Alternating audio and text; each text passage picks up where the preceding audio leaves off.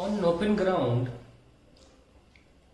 a motorist follows a track that turns to his left by an angle of 60 degree after every 500 meters. Starting from a given turn, specify the displacement of motorist at the 3rd, 6th and 8th turns. Compare the magnitude of the displacement with the total path length covered by motorist in each case. Starting from a given turn. तो given turn मतलब ये होता है, इसको zeroth मानेंगे, यहाँ से start करेंगे तो ठीक है, जीरोथ टर्न मानेंगे।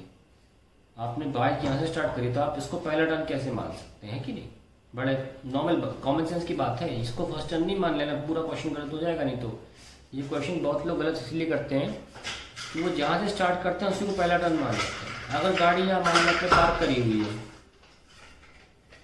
तो आप इसको फर्स्ट टर्न कैसे मानोगे? आपने मोड़ी गाड़ी नहीं ना, आप तो सीधी चला रहे हो, पहली बार तो यहाँ से मोड़ रहे हो ना। चलिए फर्स्ट टर्न कितना चल गए? 500। कितने से मोड़े?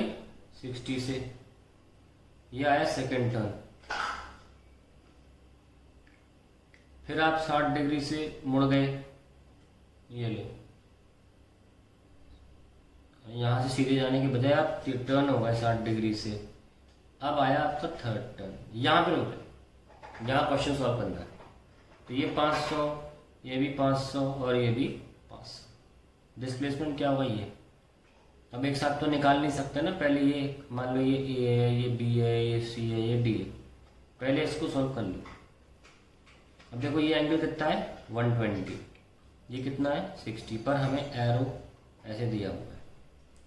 हम जानते हैं कि अगर ये वाला एंगल ले लिया तो गलत हो जाएगा, क्योंकि ये एंगल हेड और टेल के बीच में है, और एंगल हमेशा दो वेक्टर्स की टेल्स के बीच में होता है। तो कौन सा लेते हैं? ये वाला।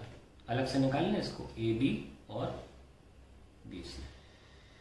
तो एंगल तो ये लेते हैं ना, रिजल्टेंट भी याद रखो, रिजल्टेंट का फॉर्मूला निकालते तो ये वाला एंगल लेते हैं ना। पहले ये निकाल लो, ए सी सॉल्व करते हैं, कितना आ रहा है? 500 और ये भी 500। तो ए सी कितना आया? 500 का स्क्वायर प्लस 500 का square plus 2 into A B 500 cos 60।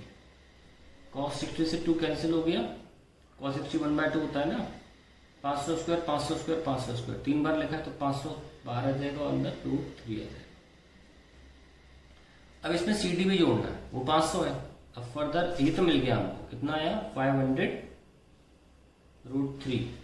अब इसमें एक और जोड़ना है, वो 500 ही है, तब आपका फाइनल आंसर आ जाएगा थर्ड टर्म का। अब हम सॉल्व कर लेते हैं इसको। हमने क्या करा? ये 500, ये 500, ये कितना था? 60, ये फर्स्ट, ये सेकंड। हमने तो सॉल्व कर लिया है ना। ऐसे जाने के बजाय ये ऐसे मुड़ गया, कितने से? 60 से, है ना।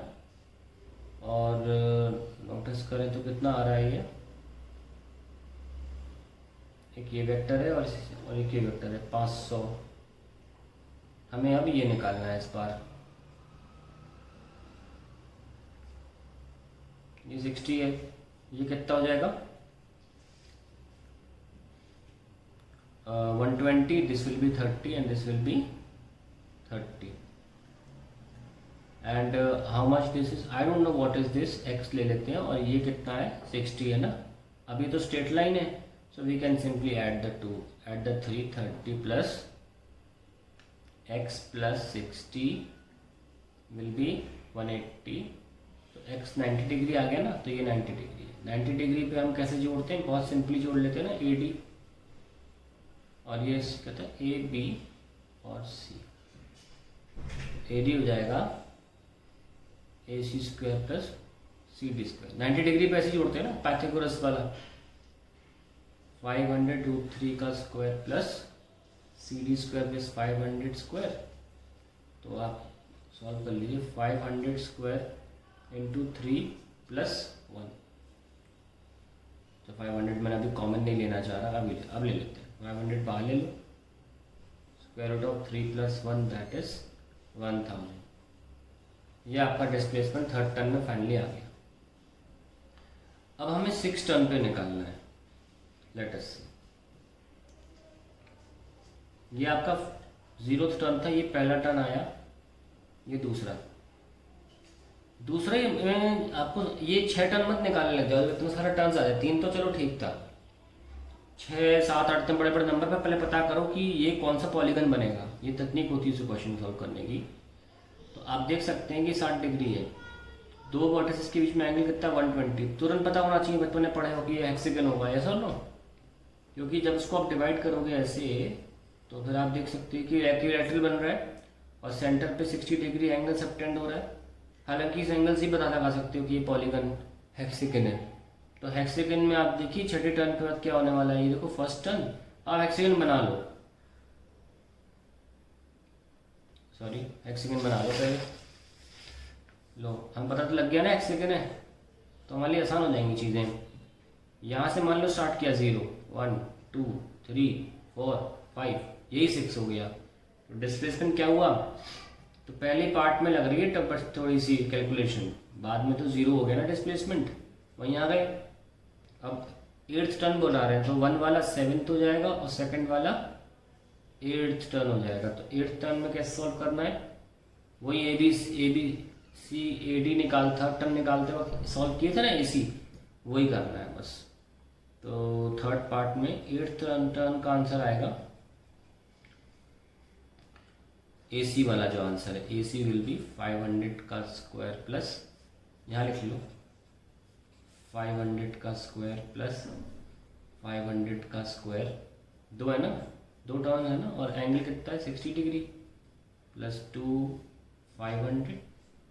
500 इंटू कॉस 60। तो सॉल्व मत करें, सीधे आप AC में लिख लें, कितना आया था AC 500√3 आया था आपका फाइनल आंसर 8th टर्न। फिर उन्होंने पूछा है कि compare the magnitude of displacement with the total path length covered by the Motors in each case. Her case में, पहले केस में अगर हम देखें थर्ड टर्न में, तो डिस्टेंस कितना है थर्ड टर्न में, ये तो बड़ा सिंपल है, कुछ एंगल नहीं देखना, 500 इंटू 3 1500, और जो डिस्प्लेसमेंट था हम वेक्टर से दिखा रहे हैं वो हमारा 1000 आया था, कंपेयर कर दिया। सेकंड पार्ट में हमारा जो डिस्टेंस था वो ऑब्वियसली 500 500 500 6 बार करना पड़ेगा, 500 500 500 500 500 500 3000, या ब्रैकेट में लिख के दिखा सकते हो ना। और डिस्प्लेसमेंट तो 0 आया था, है ना। और थर्ड पार्ट में 8th टर्म में कितना आएगा, नहीं पहुंच जाओगे डिस्प्लेसमेंट तो सिर्फ ये काउंट होगा ना, और डिस्टेंस कितना काउंट होगा, लेकिन डिस्टेंस तो काउंट होगा 4000 और डिस्प्लेसमेंट होगा सीधे 500√3।